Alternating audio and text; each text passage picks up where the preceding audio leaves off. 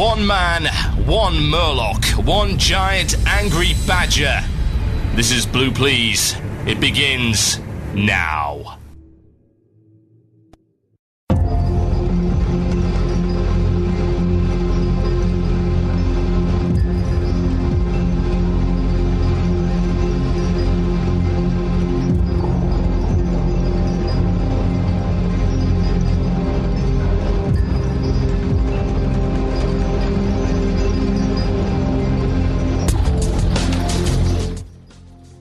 It was the night before Cata, and all through the realms, not a creature was stirring, not even a nub. Sadly they were. As much as I wish that they weren't, they were. They chatter. They talk and talk and talk, and nothing happens, because all they do is complain! Thankfully, you listen to Blue Please here on CynicalBrit.com with myself, Total Biscuit. The date today is the 3rd of December, 2010. It's 4 minutes past 8, because I'm fashionably late. In the British Isles. 4 minutes past 9, Central European Time. Yeah. And it's also 4 minutes past 3, I believe, on the east coast of the United States. And this is Blue Please, live. Unless, of course, it isn't. In which case, well, deal with it. That's what you get for not showing up to the live show, folks. If you want to be in the chat room, if you're in the live show right now, it'd be a good idea. We're on IRC today, irc.quakenet.org. Hash or pound Cynical Brit is the place to be if you wish to discuss the show and chat along with fellow Cynical Britonians. Cynical Britonians. They're a very high points army. Warhammer Fantasy reference. No one ever gets them. What have we got coming in for the show today? Well, it is the last show before the launch of World of Warcraft Cataclysm, so the theme of the show today is Good Riddance, Wrath of the Lich King. It is indeed. After 2 years of mostly bad content, with a few exceptions, I'm looking at you, Ulduar, then we are finally rid of the nonsense, and should hopefully be going on to a much better expansion. Yes, it is indeed what I would describe as the Renaissance after the Dark Ages. It's an accurate way to describe it, because that is exactly what it is. Broad-scale improvements. And indeed improvements as well. Improvements are pretty awesome. Improvements, on the other hand, are even better. You're getting both in this expansion. To pretty much everything you could possibly want or desire. Whether it be leveling content, whether it be raiding content, whether it be dungeon content, whether it be PvP. You will get it. Whether it be the way that classes are designed, whether it be the way that talents are designed, whether it be the way that we just needed a couple more races to make things a little bit more colourful. That's what you're getting, folks, in World of Warcraft Cataclysm. You have heard me go on for a very long time about Cataclysm. I've described everything I could possibly describe, and everything I've had the chance to play within the beta. I continue to do my videos over on the site, and they are showing no signs of slowing down, which is very good indeed. Evidently, people still seem to want to watch people playing WoW. As to why, I really do not know. But I am not going to look a gift horse in the mouth. That's what you want. It's what you will get. So what's going to be coming in the show today? Well, the simple answer to that is we're going to be reading from you guys. And I have asked you guys to come up with basically your bad memories from Wrath. Everything you could possibly imagine that annoyed you, pissed you off, made you unsub, all the bad things about Wrath of the Lich King. We're going to get it all out there for one last show, and then we can start afresh with Cataclysm. Will I be less cynical about Cataclysm? Well, hell no. But you can be cynical about good content. You don't have to hate on something that's genuinely good. That's always been the way this show has gone. Some people get the wrong impression. Those people are generally stupid. Whatever the case, this show's always been about telling it like it is, being honest, and being very open from the player's perspective about what exactly is up with the game, what can be fixed, the, indeed, triumphs and failures of Blizzard in this little adventure we have called World of Warcraft. That's not the kind of thing you want. Well, door is indeed to your left. So we're going to be going through that. Your emails, the best one, will win a copy of Super Meat Boy, because I would like to torture people. It has a new character now, ladies and gentlemen. It's called Super Tofu Boy. Needless to say, he's very sickly and can't actually do anything because of his weak, flaccid limbs. Oh, Peter. You are so ridiculous. You know, Peter reminds me of the bleeding hearts within WoW, only crazy. Seriously, there's not bleeding hearts about, you're eating burgers, animal rights. Animal rights. Good Lord. You know, there is a difference between animal rights and animal welfare. For instance, I am happy to take care of my cat, but I wouldn't want it to vote. It'll probably vote BNP, for one thing. It's a hateful little bastard.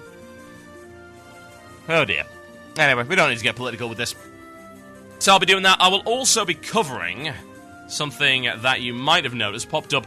Supposedly this is a leaked release schedule, ladies and gentlemen. Yes. Talk a little bit about it.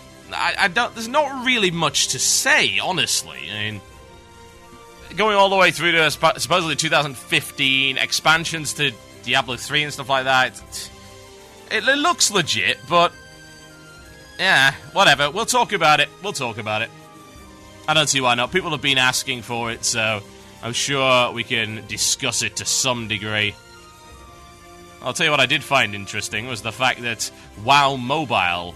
Oh yeah, actually, I suppose... Yeah, I know what that reference is. Yeah, that makes sense. Anyway, we'll talk a little bit about that, and it'll mostly be driven by your emails today. I mean, I'm honest, I'm totally fresh out of things to say. I've been talking about Cataclysm for months now.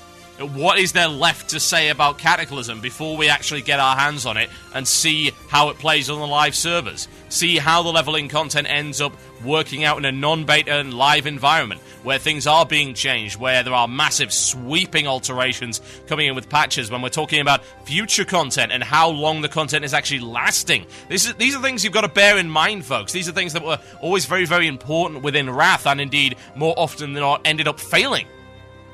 We're talking about things like the massive gaps between raid content. Stuff like that, you know? That's bad. It was so very horrible.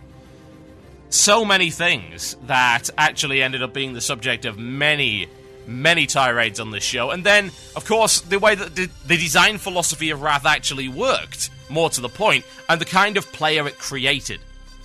You know, I don't think I've ever been more embarrassed by the player base of WoW as I have been in the last couple of years with Wrath of the Lich King. I think it has genuinely turned people into soft, flabby crybabies. No spine, no guts, and no testicular fortitude. That, quite frankly, is sad. If only they had a priest to cast power word testicular fortitude on them. But they didn't. Ladies and gentlemen, it's time for this. That sounds like it's mail time.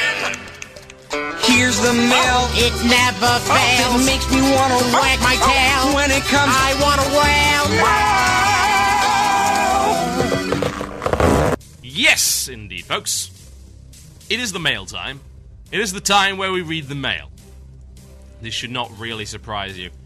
You know, I'm half considering changing all this stuff around for Cata. I actually have some new pictures, you know, because, you know, for the last 2 years, I say for the last 2 years, since I moved over to this website from WoW Radio, my icons have all been Lich King, stuff like that. I've got a couple of new ones, and they're pretty neat. I'll be changing things over there. I'm considering doing a few changes to my drop-ins. For instance, I might have Deathwing sing the mail time theme. I think that's a possibility right there. Yeah, we might. It'll be interesting to go back to the old format as well. Probably bring back the illusion of choice and things like that. I don't know what else will be happening with it, but we will see. I don't really have any plans for it, really. Just keep going the way that I'm going until people stop listening to it, which the current rates doesn't seem to be happening, but hey. Mail time, folks. Let's see what we have in my mailbag. I have many mails, and you can email in about your worst Wrath of the Lich King memories through to themurloc@gmail.com. That is themurloc@gmail.com. In the meantime, this is a rather long mail. I'm going to answer this one. It's from Brent Feltman, and he says, "Hey TB, I've written to you a couple of times before, and here I am again, this time honestly hoping that you will call me a spineless twat." Well, that shouldn't be too much of a problem. I don't play many games these days because I can't really enjoy them anymore since I got into the business myself and spend more time analysing them than I do actually enjoying them. Yeah, I kind of get the idea, and I do understand that a little bit. I'm one of those sleazy alt-rolling types you mentioned a while ago, and I've done all the old zones from Classic, and I'm going to do all the remakes as well.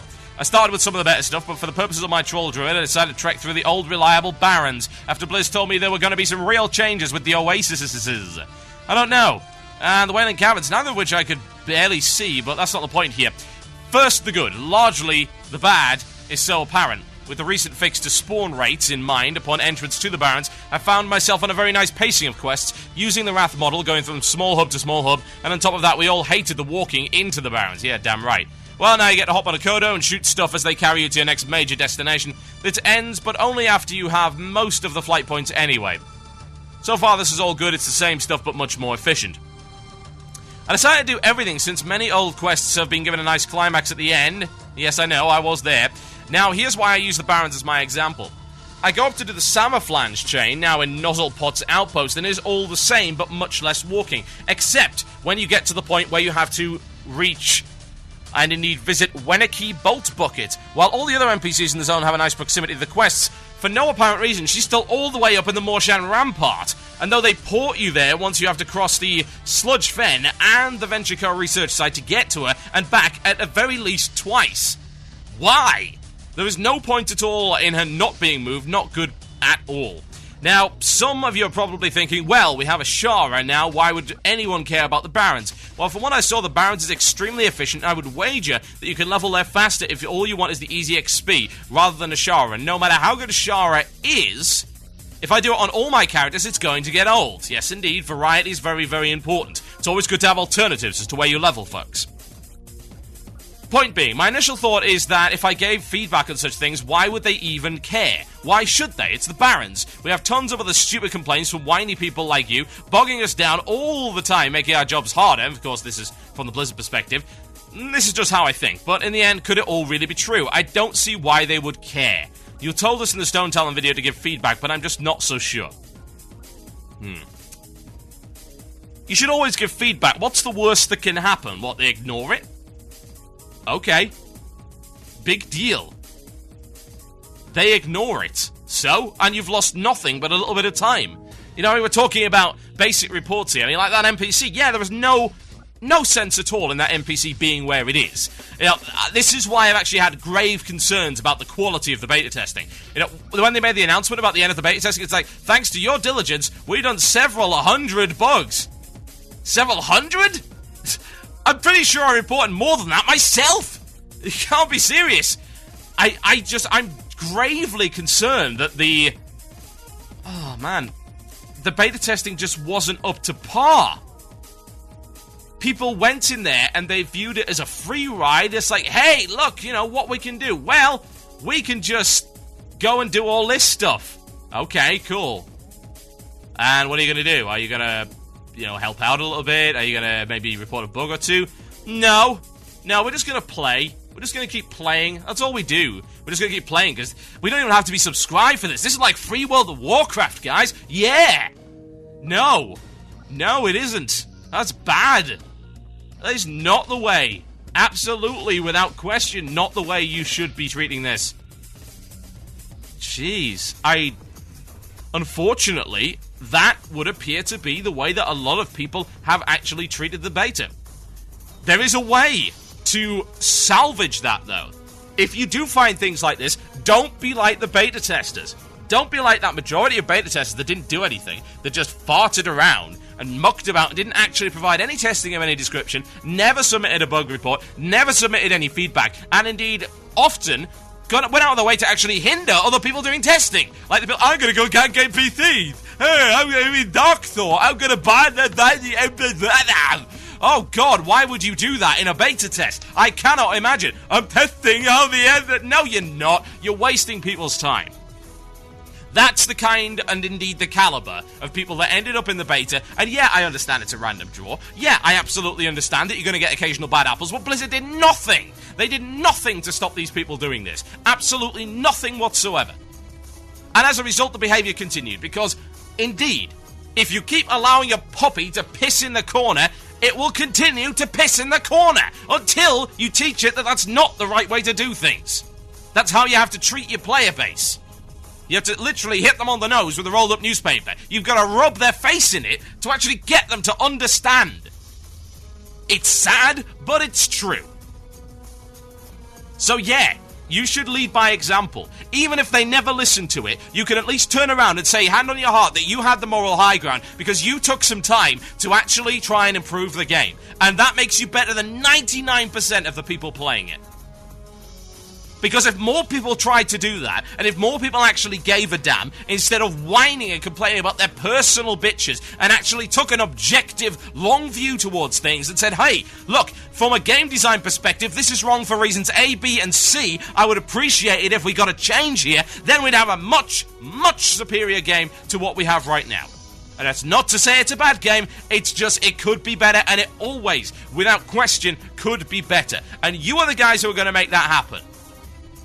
And if you don't care, and if you've just got the thick malaise of apathy floating around your faces, then what do you expect?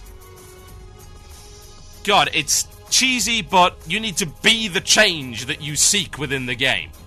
My name is Total Biscuit. You are listening to Blue Please here, right on CynicalBrit.com.